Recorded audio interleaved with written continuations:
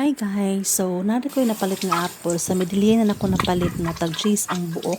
So, nipalit ko kay barato ra siya. So, akong gipalit balig unom ni kabuok unya muli duhan habilin. So, naka-decide ko nga ako siyang i-juice food karon. So, kada gabi jud ko mag-juice aning apple kay usa siya nakatabang jud nga moubos ang kuang blood pressure. So, mo siya na akong na-notice lang jud. So, mo siya ako lang siyang i-juice instead nga ako siyang kaunon, ako siyang i-juice kay ganahan ko. So, muna ni ako na siyang hiwaon. Para hiwaon ako siya daano ginagmay para dili maglisod ang atong juicer. So, sa paghiwa na ako, ay, nakitaan siya taon ako. So, ako siya nang gipakita sa inyo, tanawa. Guwapa kay siya sa sulod. Paghiwa, my God. Do not siya. So, akong gibuhat ng taon. Ako lang wagin ako nagilabay diretso. Kay, napamansoy gamay nga makuha. So, ako siya na siyang gidaginot kay, my God, sayang kaayo. So ako siyang gidaginot ang gamay para nalang siya kayo makuha niya nga juice. Pero bati gid na siya nga kuan po diyang klase kay gapason kaayo siya.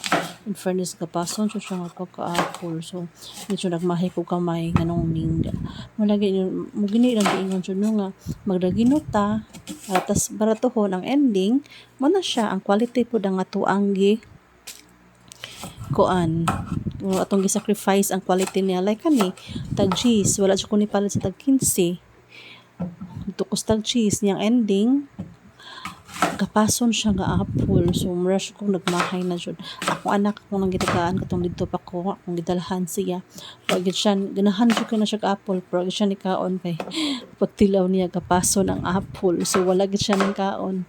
So muna siya nga ako na siyang give juice good food kay lami man tatong kaon na crispy pero no lagi kay kuan siya kapason pud siya. So muna akong gi-juice. So may na lang kay ang usa dili ra jud taon donot. So nagi tayo makuha nga juice niya. So muna ako na siyang gihiwa og ginagmay para dili maglisod ang atuang juicer. So muna ako nang gianda mga tuang juicer. So ako na siyang gi-plug ang para sa kuryente. And then pagkahuman atong i-on unya atong kuhaon ng atong slice nga apple. Pagkahuman atong isulod. So muna siya ato na siyang ibutang diha sa iyahang sudlanan. Ako nang muto siya ato na siyang gihiwa-hiwa o ginagmay para ang atong juicer dili siya maglisod. So dali ra siya pag kuan niya. So muna ato na siya pagkahuman. So nakaon na siya. Charan, di ba?